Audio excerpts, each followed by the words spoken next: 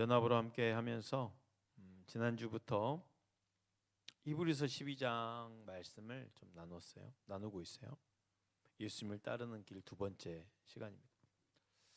지난주에 말씀드렸던 이 본문을 가지고 드렸던 그 짧은 이야기가 뭐냐면, 믿음으로 산다는 것은 여러분 고난이 찾아오는 길이라고 말씀드렸어요.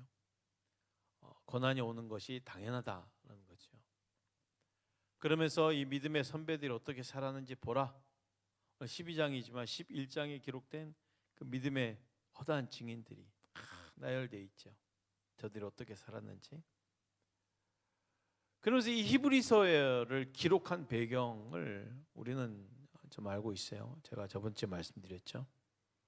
히브리서는 사도 바울이, 원래는 사도 바울은 이방인들 향한 복음 전거자였어요. 그런데 이방을 향해서 복음을 증거하면 폭발적으로 막 일어나는데 유대인들이 마음에 걸리잖아요. 그래도 유대인들이 회심해서 예수를 믿겠다고 들어왔는데 그 유대인들을 핍박하는 사람이 유대인이었거든요. 그 핍박이 너무 거세가지고 출교도 당하고 그러다 보니 다시금 돌아서는 거예요. 그것도 고난이 너무 힘들어서. 그래서 예전의 생활로 돌아가는 거예요. 율법으로. 그러면서 바울이 고민한 게 뭐냐, 우리 예수님의 고난당함을 생각하면서 너희들이 그 모든 때에도 다 버려두고 주를 따랐는데 이 고난 못 이기고 다시 돌아설 수 있냐, 다시 율법으로 돌아가서는 안 된다 하면서 이 유대인에게 주는 말씀이었어요. 그러면서 믿음의 주요 온전하게 하신 예수를 바라보자. 오직 우리를 온전하게 만드실 수 있는 분은 주님이고 우리가 본받아야 할 분은 예수님이다.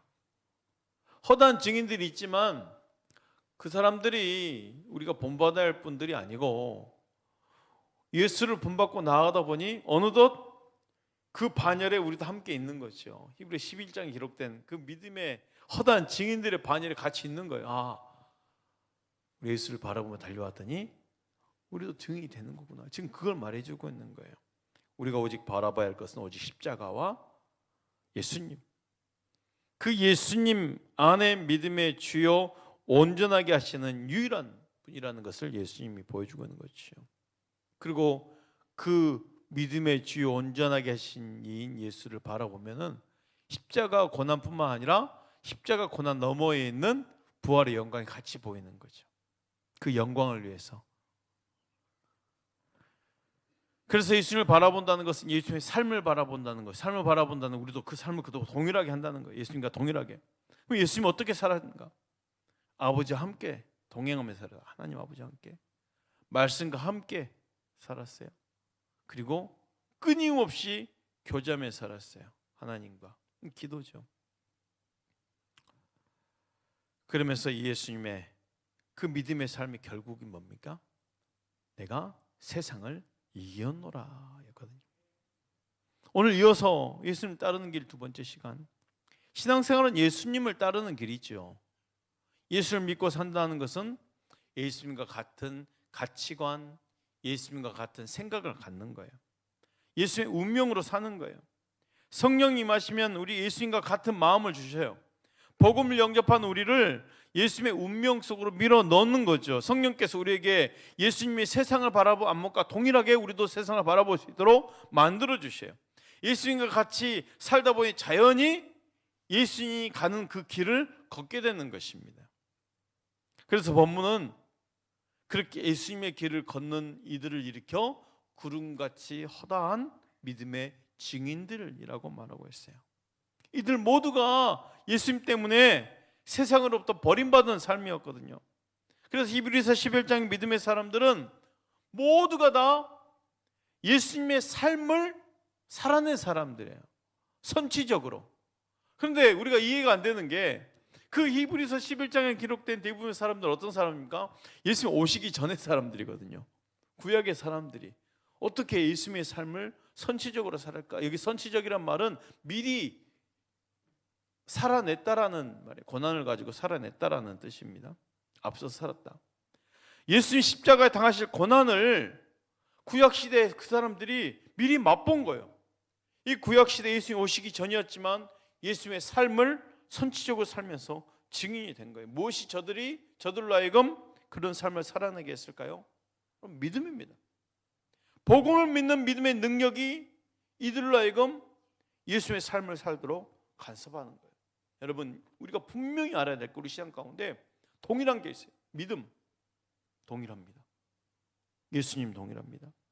성령님도 동일합니다. 복음도 동일해요. 그때나 지금이나 동일해요. 그러니까 그 믿음을 살았던 사람들이 예수님 오시기 전에도 동일한 믿음 때문에 예수님의 삶을 살아낼 수 있는 것이고, 2000년 전에 예수님의 그 십자가의 죽음이 지금을 믿는 우리 믿음도 동일하게 예수님의 삶을 살아갈 수 있는 거예요. 그래서 지금도 믿음을 받는 성도는 그 믿음이 예수님이 걸었던 그 길을 걷게 만든 것입니다. 그 길로 인도하는 거예요. 예수님을 주로 고백하는 것 속에는요, 예수의 삶이 포함되어 있어요. 우리는 예수님의 삶을 사는 거예요. 예수님의 십자가 자기 피로 자기 백성들의 죄에서 거룩하고 흠이 없게 하셨잖아요. 그러면 예수님 십자가 피로 구원받은 성도는 예수님의 운명에 동참하게 되어 있어요. 믿음이 성도라 하여금 예수님이 당하셨던 십자가의 고난의 길로 인도하고 있는 것입니다.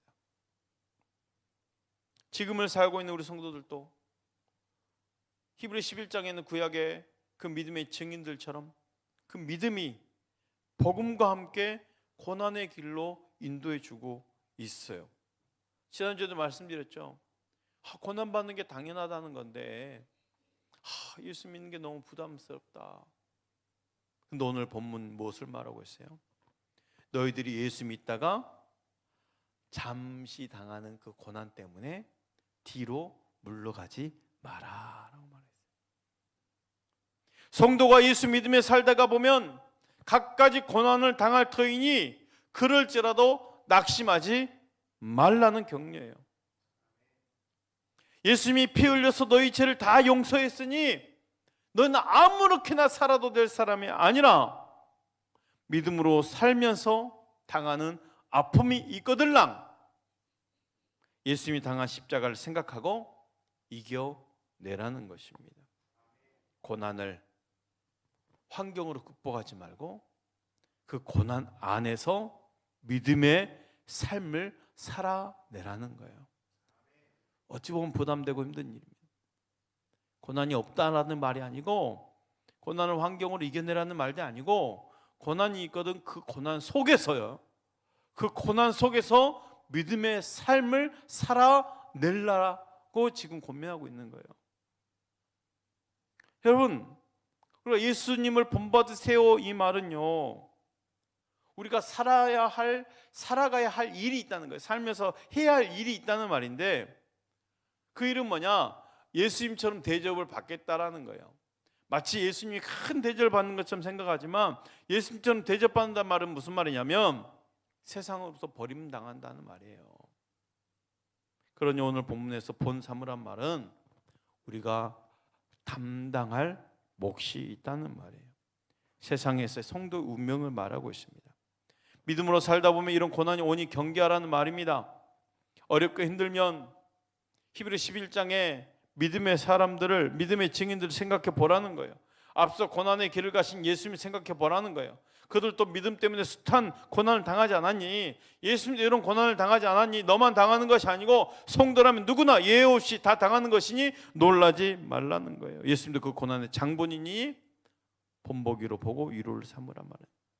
고난이 다 예수님 때문에 오는 것이니 참고하라는 거예요. 믿음이 우리를 그 언약 속으로 몰아넣었기 때문에 고난을 당하는 것이니 안심하라는 거예요. 아니, 고난을 당하는데 안심하라는 말이 이해가 됩니까? 예수님이 십자가를 믿으란 말은 우리가 아무리 강조해도, 제가 아무리 강조해도 부족합니다. 모자랍니다. 어떤 사람들은 난 십자가를 알아 라고 말하는 것이지만 난 십자가를 안다고 해서 그것이 신앙이라고 말할 수 없죠. 근데 어떤 사람은 난 십자가를 알고 있으니까 나는 신앙을 알고 있어, 신앙이라고 믿고 있어, 십자가를 아는 것이 신앙이라고 믿고 있어라고 말하는데, 그게 아닐 수가 있어요. 십자가를 아는 것이 신앙이 아니고 십자가를 믿는 것이 신앙이에요. 십자가를 믿는 것은 십자가의 길을 가는 거예요. 신앙은 막 수학 공식 외우듯이 외워서 되는 것이 아니죠. 믿고 바라는 것을 삶으로 살아내는 것이 신앙입니다. 안타까운 것은 많은 사람들이 신앙을 오해해서 십자가를 아는 것이 믿는 것인 줄 알고 있어요. 아, 십자가는 이런 거였어. 성경에 보니까 십자가는 예수님이 이렇게 올고다 언덕에서 고난을 받으시고 지시고 올라가셨어. 그래, 나는 이걸 성경을 보고 있으니까 알고 있지 라고 말하지만, 이걸 알았다고 해서 내가 지금 신앙이 있는 것이라고 생각해서는 안 된다는 거예요. 왜? 십자가는 아는 것이 아니라 믿는 것이고, 믿는 것은 삶으로 살아내는 것이기 때문에. 여러분, 십자가는 우리 삶으로 살아내는 것입니다. 그저 고난 없이, 아픔 없이, 고통 없는 그 믿음을 원하는 것이 아니에요. 머리로 하는 것은 고난이 아니지요. 십자가를 믿는다는 것은 히브리서 11장의 증인처럼 살아내는 거예요. 그런데 우리가 그걸 거부해도요, 믿음이 우리를 그렇게 인도해 가고 있어요. 사실 믿음이 그렇게 인도해 갑니다. 고난의 길로 말이죠. 살아있는 지식은 반드시 삶으로 나타나겠어요. 분명히 말하지만 십자가의 도는요, 지식이 아니라 사실 능력이거든요. 힘이요, 능력입니다. 그래서 내가 십자가를 믿는다는 것은요, 내가 살아서 꿈틀댄다는 거예요. 뭔가 영적인 삶을 살아낼 수 있다라는 거예요. 예수님이 걸어갔던 그 길을 걸어가게 하는 힘이 바로 믿음이에요. 아, 고난이 오면 어떡하지? 하지만 그 고난 속에서 막 들어가서 그 고난에서 믿음의 삶을 살아내고 그것을 돌파해낼 수 있는 힘이 있는 게 바로 믿음이에요. 믿음이 우리를 그렇게 이끌어 갈 거예요. 그러니 고난이 오는 것을 두려워하지 마시고 당당하게 맞서 싸우시고 승리하시길 바랍니다. 그래서 우리는 고난 없는 삶이 아니라 고난을 이겨낼 수 있는 힘이 있다라는 거지요. 저는 이 부분을 설명하면서 항상 다윗과 골리앗의 이야기가 막 들어와요. 생각이 나요. 왜? 모든 사람들은 그 자리를 피하고 싶어 하지요. 그 자리를 피하고 싶어 해요. 사실 그 싸움은 누구의 싸움이에요? 사울이 나가 싸움인데 사울조차도 그 현장에 들어가길 원하지 않아요. 그런데 다윗은 싸우려고 그 길을 간 게 아니잖아요. 전쟁터에 아버지 심부름 가운데 그냥 갔다가 골리앗의 말을 막 듣고는 자기가 그 안으로 들어가지 않으면 안 되는 불같은 마음이 막 떠오르는, 그 현장에 내가 가지 않으면 안 되는 마음이 막 타오르는 거예요. 다른 사람들은 그 고난을 다 피해가고 싶은데 다윗은 그곳으로 들어가는 거지요. 그곳 들어가는 거예요. 히브리 11장의 믿음의 증인들이 바로 그런 모습이에요. 고난을 피하는 것이 아니라 그 고난 속에 들어갈 수 있는 믿음이 나를 그곳으로 이끌어내는 거지요. 그리고 돌파해내는 힘을 주시는 거예요. 그 고난을 넘어갈 수 있는 힘이에요. 고난은 있는데 그 고난에 주저하는 것이 아니라 그 고난을 넘어갈 수 있는 힘, 오늘 본문에서 말한 허다한 증인들처럼 믿음으로 예수님의 고난에 동참하는 힘입니다. 성도에게는 예수님의 삶과 같은 삶이 기다리고 있다는 것을 두려워하지 마시길 바랍니다. 오히려 당당하게 맞이하면서 주시는 힘을 가지고 돌파해낼 수 있기를 축복합니다.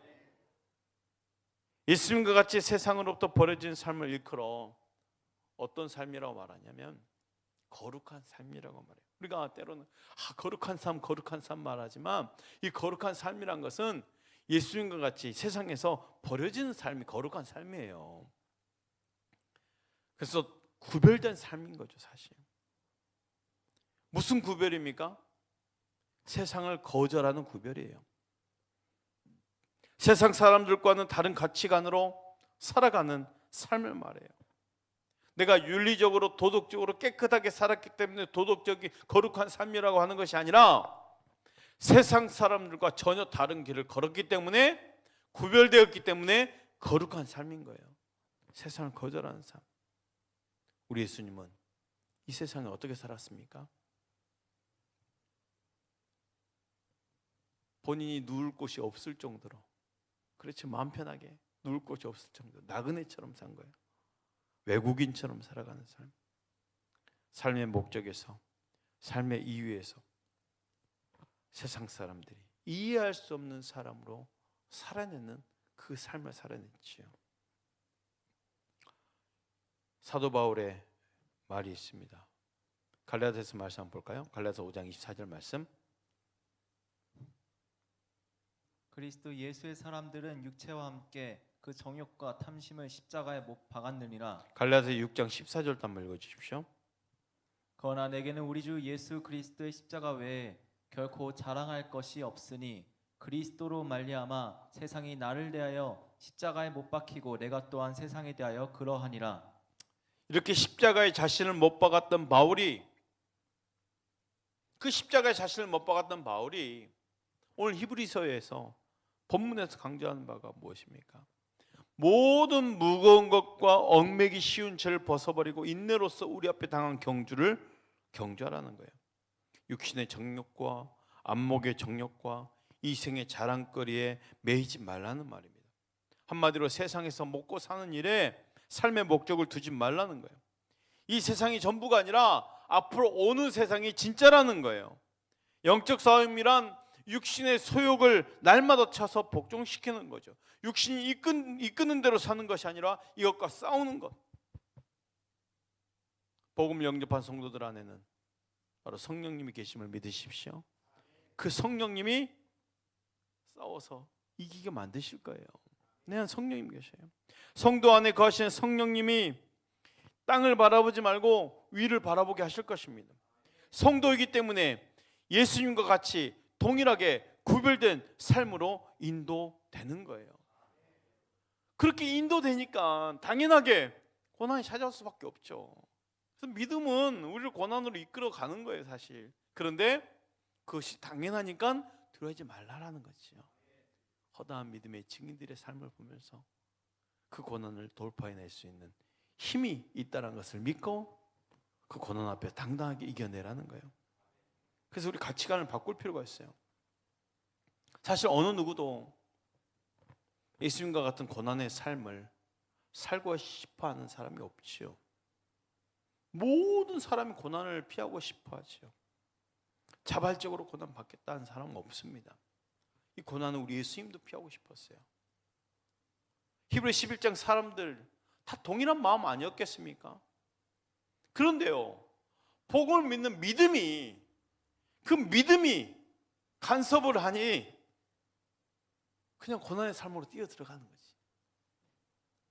고난인 줄 알면서도 들어갈 수 있는 힘이 생기는 거예요. 다윗처럼 믿음이 나를 간섭하니까 뛰어들게 만드는 거예요.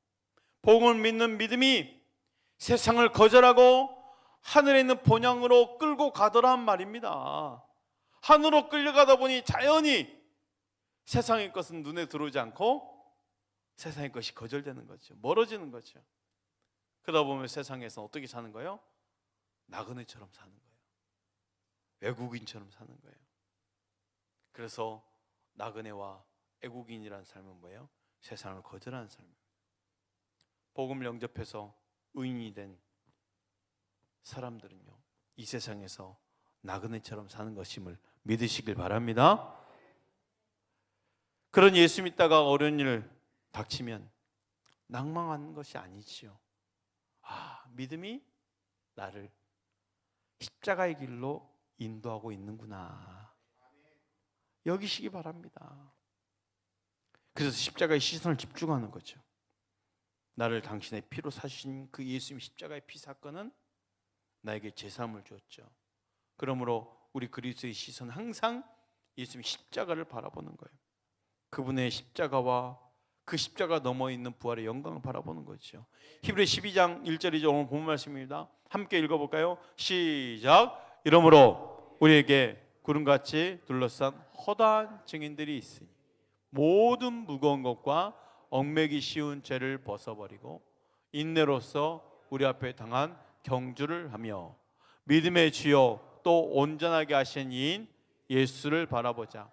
그는 그 앞에 있는 기쁨을 위하여 십자가를 참으사 부끄러움을 개의치 아니하시더니 하나님 보좌 우편에 앉으셨느니라.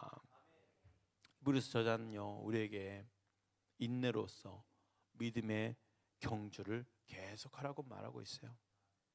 우리가 이 땅을 살아가는 동안 이런 격려와 권면이 얼마나 반복적으로 필요한지 모릅니다. 왜요? 우리 됨됨이 자체가 변덕스럽거든요. 너무 변덕이 심해서 그래 말씀을 들을 때 기도할 때 금방이라도 믿음으로 살아낼 것처럼 여기지만 조금만 바람 불어도 넘어지는 게 우리잖아요. 변덕스러워요. 그러니 끊임없이 권면을 받아야 돼요. 가르침을 받아야 돼요. 격려가 필요해요. 믿음으로 경주합시다. 믿음으로 경주합시다. 끊임없이 제가 올 한해 우리 비전을 계속 선포하고 나누는 이유가 우리가 조금만 넘어져도 그냥 흔들려도 변덕스러우니까 계속 입술로 강조하는 것이요. 믿음의 경주를 계속하지 못하도록 방해하는 것들이 얼마나 많습니까? 우리를 낙심시키고 만드는 것들이 너무 많다는 거예요. 그런데 신앙의 경주를 꾸준히 달려가기 위한 가장 큰 비결이 있어요. 뭘까요? 바로 예수님께 시선을 고정하는 거예요. 결국은 예수님께 시선을 고정하는 거예요. 아, 믿음으로 살게 되면 여기 축복이 있더라. 그 축복에 눈을 고정하는 것이 아닙니다. 아, 우리가 행복한 삶이 있기 때문에 우리 성도 간에 서로 교제하면서 행복을 누립시다. 그 행복에 초점을 맞추는 것이 아니라 믿음의 주여 온전케 하신 예수님께 시선을 고정하는 거예요. 왜 예수님만 바라보면 될 걸까? 예수님이 십자가의 부활로 이제는 어디 계시는 거예요? 하늘 보좌 우편에 앉아 계시기 때문에 예수님이 쉽게 시선을 고정하는 거죠. 이 거친 세상을 살아가고 있는 우리들이 이 땅에서 살면서 내 영혼이 고갈되는 이유가 뭡니까? 내 시선을 잘못 두고 있기 때문이에요. 우리 시선을 십자가에 고정해야 되는 거죠. 주님의 십자가에는 모든 것이 다 있음을 믿으시길 바랍니다. 주님께서 걸어가신 십자가 삶 안에는 우리의 모든 보증과 모든 하나님의 약속이 다 들어있어요. 우리가 십자가의 눈을 고정하면 우리 또한 예수님의 십자가의 삶을 닮아가게 되어 있습니다. 우리 예수님도 십자가의 건너편에 있는 기쁨을 위해서 십자가를 참으셨어요. 부끄러움을 개의치 않으셨어요. 우리도 마찬가지입니다. 나의 삶 전체는 예수님의 십자가로 기결돼야 돼요. 나의 삶 전체는 오직 예수님의 십자가 앞에서 평가받아야 돼요. 십자가로 재조명돼야 돼요. 십자가가 나의 삶의 전부여야 돼요. 십자가가 없는 예수, 십자가가 없는 직분, 십자가가 없는 영광은 없습니다.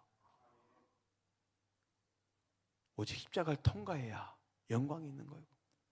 오직 십자가가 있어야 내 직분이 있는 거고, 십자가가 있어야 나의 나 될 수 있는 거지요.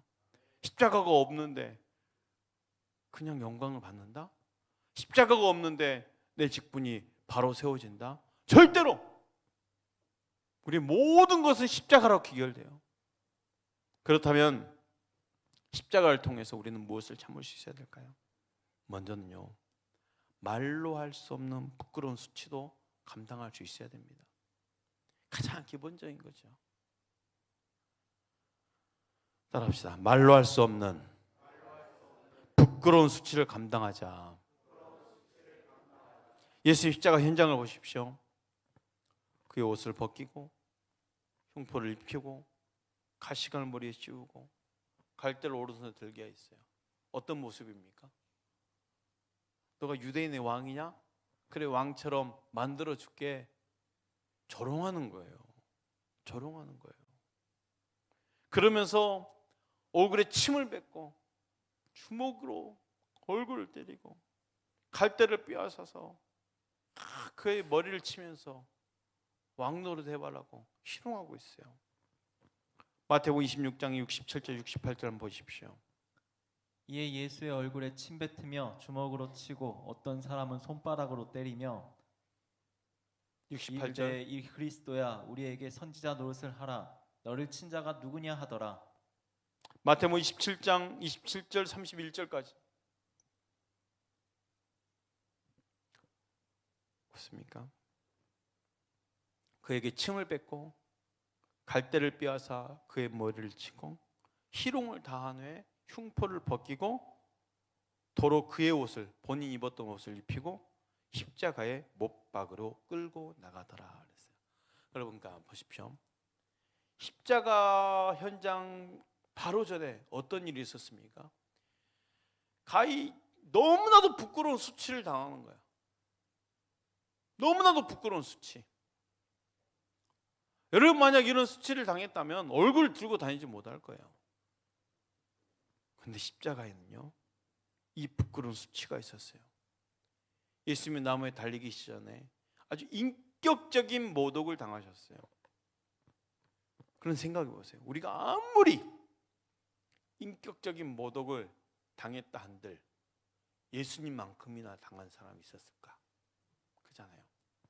우리가 결국 인격적인 모독을 당했다고 할 때 언어로, 언어 폭력이라고 하죠. 요즘은 그 말 한마디가 얼마나 나를 힘들게 하고 수치를 당하게 하고, 상대방은 그걸 모르는데 내가 그 수치를 받았다고 하면은 받은 거니까 물론 힘들죠. 그런데 우리는 십자가 앞에서 이 인격적인 그 부끄러움과 수치를 다 감내하신 예수를 생각한다면 우리가 받는 그 부끄러움은 아무것도 아니라는 거죠.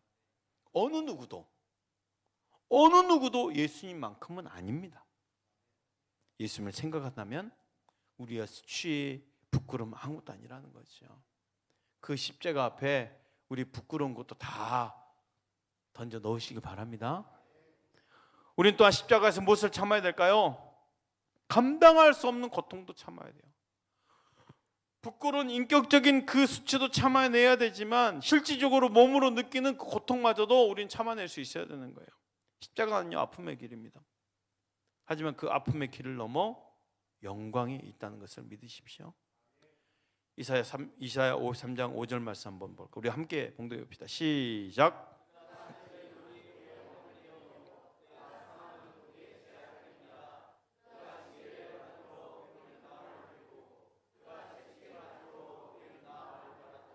우리 지금 이렇게 찔림을 받고 상함을 당하고 징계를 받고 채찍에 맞으셨어요.